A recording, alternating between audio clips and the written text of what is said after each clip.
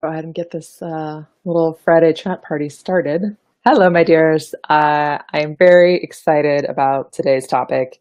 We're going to be talking about excuses and what they really mean, because I think most of us have kind of a misunderstanding about excuses, and it gets in the way a lot when we're talking about progress, when we're talking about goals. So I wanted to break it down for you and talk about the purpose that these excuses serve and what they're trying to tell us, and then also how to take advantage of them and not have excuses be this source of shame and feeling shitty about ourselves and feeling like we're failing or we're not doing it right. Excuses are a really human thing. If you have excuses, if you are making excuses, I mean, it's just evidence that you're a human person, and that's okay. That's all you can be, incidentally.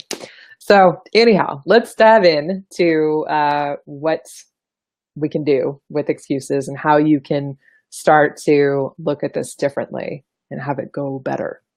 Okay. So the first thing to understand about the purpose that excuses serve is that these are not just random thoughts. This is not just stuff coming into your brain or out your mouth that has no purpose. Your excuses are actually there to serve, in your clever brain's mind, a very useful function. And what I mean by that is that your excuses are essentially a form of protection. And you'll often hear me reference clever brain, which is what I call the part of our brain that is resistant to change, resistant to anything different, and just assumes that if something is new, it is somehow threatening or bad or suspect and should be avoided at all costs. So to protect yourself from anything new, which includes making progress towards your goals, by the way, even really good goals, which most goals are good, but you know what I mean? Like, even though it's something that's going to really benefit you, your clever brain does not care. It is not interested in you doing anything different. So it is going to source excuses, and the variety of excuses, from ones that seem kind of lame to ones that seem really good and really responsible and rational, adulty kinds of excuses. Nonetheless, they are all there to protect you. And in that protection, they get in the way of you actually doing what it is that you're here to do. Let me just double check. Yes, we've got muting happening. I'm also doing Time to Win at the same time. Time to Win is a virtual power hour for mappers where we get together on video conference and are able to practice taking action and taking steps toward our goal that make us feel victorious and amazing. So, like, winning is why it's called Time to Win. Anyhow, so excuses. First thing to understand is that they do serve a purpose. That purpose is protection. So the next thing you want to think about when you're looking at excuses that you make is what they are trying to tell you and what your excuses essentially want you to know. They are feedback. They're providing information, and they provide you with clues as to your next right step and essentially what you need to do to take care of yourself so that you are able to take the steps that you need to take.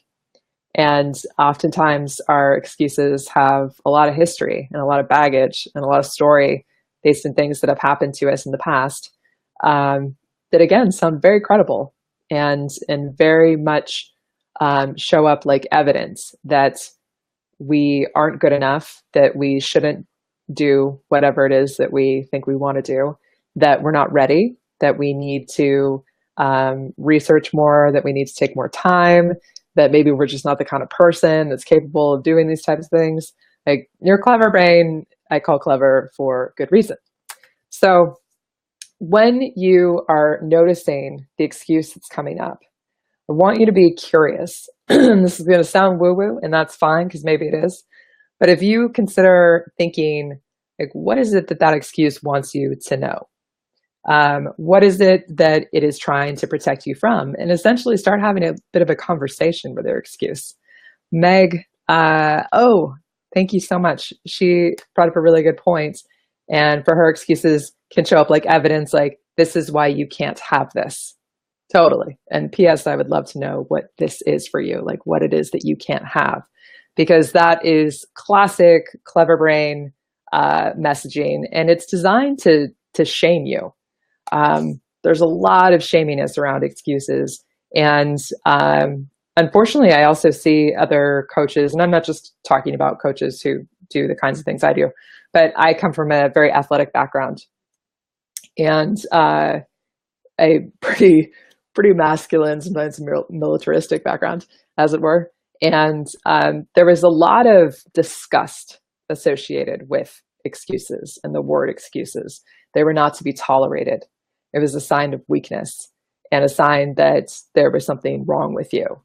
And so for a lot of us, I think we have this real bad taste in our mouth around excuses, seem to think that we're not allowed to have them, or if we do have them, that again, it's evidence that we don't have what it takes, that we are not really worthy to be able to make progress on whatever it is that we're wanting to make progress on. So when you're kind of like in conversation with this excuse, I want you to, as I said, get really curious. And what I find is that excuses can be essentially hypotheses that dress up as conclusions. What I mean by that is an excuse is a message from your clever brain. It's an idea, it's a perspective. It doesn't mean that it's true. It doesn't mean that it is the conclusion about you and whatever it is. It just means that it's a hypothesis. It's an idea, and hypotheses are meant to be tested. They're the beginning of experiments. And so when you notice yourself having an excuse, to me, that's just a signal that it's like a decision point and an opportunity for you to be paying attention and getting more curious to notice, like, what is the action that you don't want to take? What is it that's coming up for you? What are you afraid of? What are you feeling that you don't want to feel? Often it's uncertainty. Often it's vulnerability and self-doubt. So those are very human emotions. And I don't care how successful a person is, they still feel those emotions and those things still come up. And the excuses, right? And the temptation to rationalize and backpedal and say, oh, no, like I can't because of this reason, this excuse. So all that excuses is really good information to have. It is a signal. It's like almost like the little red light coming up on your dashboard in your car, that it's saying, like, pay attention to what's going on here, because you can look at that hypothesis and then choose to test it. Choose to not make it a big personal thing. Again, it's not a conclusion about who you are and your worthiness or capability. It's none of those things. It is just an opportunity for you to get curious and to take action, not unlike a scientist, to find out, if that hypothesis is actually true.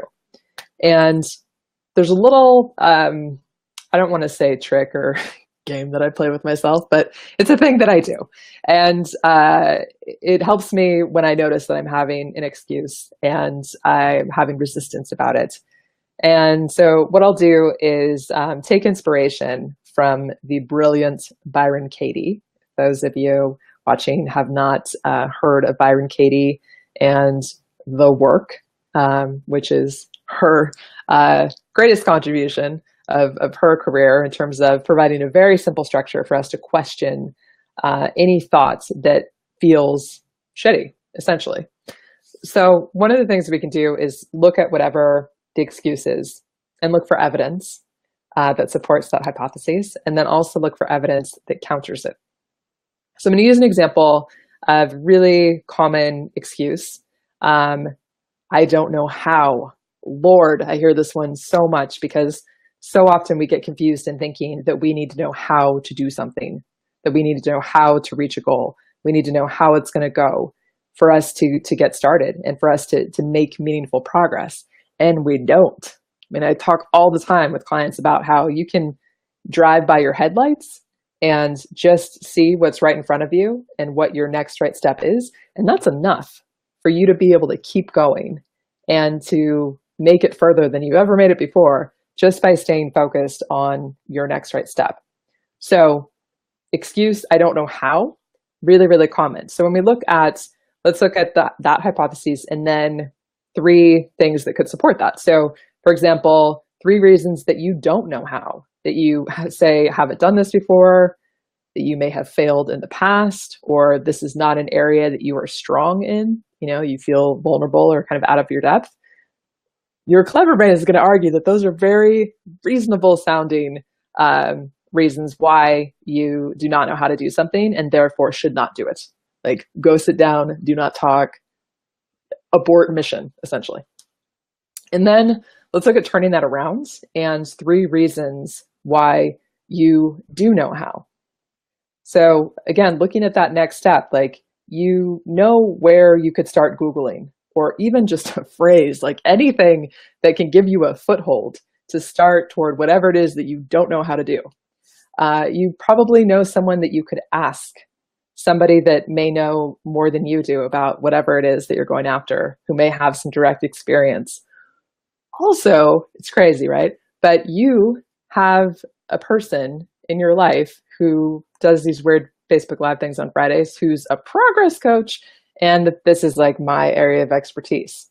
So you have me as a resource to reach out and say, I don't know how, and then I get to say, it's okay, you don't have to know how.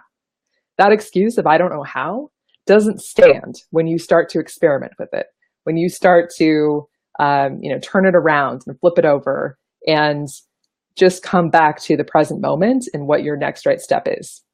Okay, so that is a little thing that I do fairly often when I notice that I'm coming up around some resistance and moving forward. And then the other thing to look at is, is this something that is a legitimate concern? Is there anything really there? Is this a true fear, or is it just your clever brain projecting some sort of scary idea about how it's not going to turn out?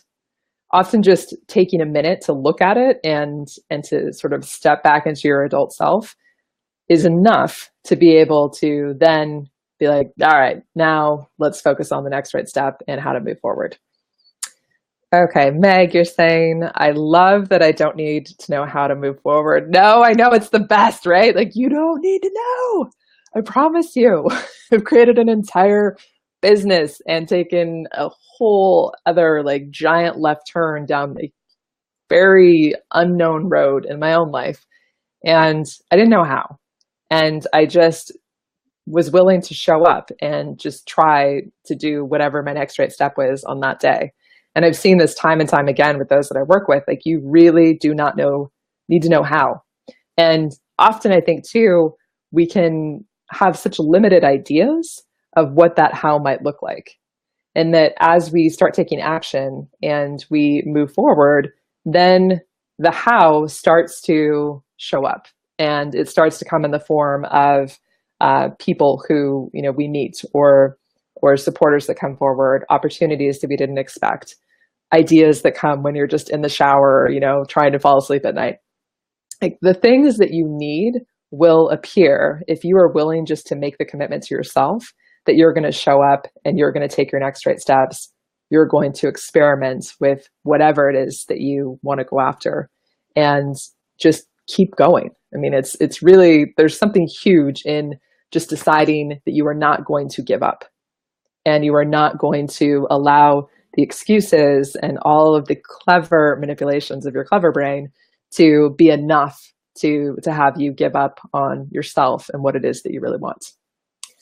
So I would love for you to be curious about your excuses instead of critical, to notice what comes up for you when you can hear yourself with an excuse, whether it's just a thought coming through your brain or it's actually coming out of your mouth in conversation. Just noticing it and then being curious about that. Start to have a bit of a conversation. What is it that excuse is wanting to protect you from? Because, by the way, this is like fascinating to me, that what I've come to find out for myself is that sometimes we want to protect ourselves, not just from failure, but also from success and also from us reaching the goals that we say that we want. So it can get really, really interesting. So be curious, find out from your goal, like what is it that it's wanting to, protect you from? What is it underneath the excuse that needs your attention? And always be curious with kindness, compassion, a lot of love. There's another thing that I do that is sort of an adaptation of something from a spiritual guy called Matt Kahn. And he shared this idea that resonated so much with me the first time I heard it. And the idea is that, we have many different versions of ourselves inside of our body or soul, and however you want to describe it. I think of it like Russian dolls, like all of my younger selves inside me. And, so there's the ones inside us, and the ones that have these different perspectives, have these different feelings. And so just loving all of your ones, all of the feelings, all of the thoughts, all of your clever brain, and loving the one who doubts, loving the one who feels vulnerable, loving the one who thinks this might be bullshit, loving all of them, whatever it is that you're thinking and feeling, making enough space to just be kind. It doesn't mean that you have to buy into it, doesn't mean you have to agree with it, but just not going into the shame or the judgment, and just allowing for you to be exactly who you are, exactly where you are, and that it gets to be okay, that, there's not something wrong with you, for the love of God. And you're certainly not alone in whatever it is that you're feeling. You're a human person, and we all experience similar types of emotions. I've talked to so many people from all different countries and different parts of the world, and I'm so comforted to know that humans are humans, and you are not alone in whatever it is that you're feeling. So I would love for you to embrace this new idea of excuses as being something that you can really use to your advantage. That when you start to understand what it is that they're trying to protect you from, when you start to tune into what it is that you need, what you need to hear. I mean, in other words, sometimes, based on what that excuse is trying to protect you from, if you are feeling, say, afraid, then loving that one who's afraid, and what does the one who's afraid need? She might need some assurance. She might need to be reminded that it's okay, that you're not going to give up on her, that you're going to protect her, that you have her back, that you're not going anywhere, no matter what happens, no matter how it goes, or if you, fail, or if you feel embarrassed or whatever, that you're going to be there. That's what the one who's afraid probably needs to hear. The one who's out of her depth, she probably needs to feel supported and reminded that she has options, that she's not by herself, that there are people in your life that can help you. There are people who love this stuff and love to talk about it all day long. You could always reach out to me, So just getting curious and using that as a bit of a compass and a way to navigate toward your next right step, toward whatever it is that you need. You essentially, as you start to practice this, and as you start to pay attention to your excuses, to be kind, to be curious, to be compassionate, to really find out what's going on, then you start to become the person that you most need. That's how I describe it. You become the person that knows exactly what you need in any given moment, in any given situation. And so when you start to do that and have that awareness and that relationship, and frankly, that trust with yourself, then your excuses aren't a big deal. It's just like, oh, okay, sweetheart, what do we need? Thanks for reminding me. Thanks for bringing that to my attention. And they're not scary conclusions. They're not things that are evidence of there being something less than about you. They're just from clever brain. They're just excuses, not a big deal. Use them in a way that is of service to you, that can help you in moving forward and making progress towards what matters most to you. And please know that I am here. Like I'm obsessed with this stuff, you guys. So please never hesitate to, message me on Facebook. You can even leave a comment here watching the replay. Um, and I would be very happy to talk more with you about your excuses, about ways that you can, learn from them, understand them, what your next right steps might look like, and how to use the progress maps to provide a visual representation of those next right steps and your path toward reaching your goal.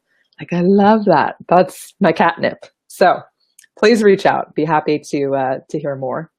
And so wanted to just PS next week, we're going to be back chatting again Friday, 3 p.m. Pacific. And next week, I'm pumped about the subject because next week is You Don't Have to Be Good.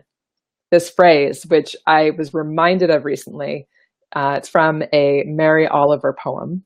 Mary Oliver is one of my favorite poets, and I'm not like a poetry person, but I adore her work and how spot on it is. And that's one of the first lines in her poems. You do not have to be good.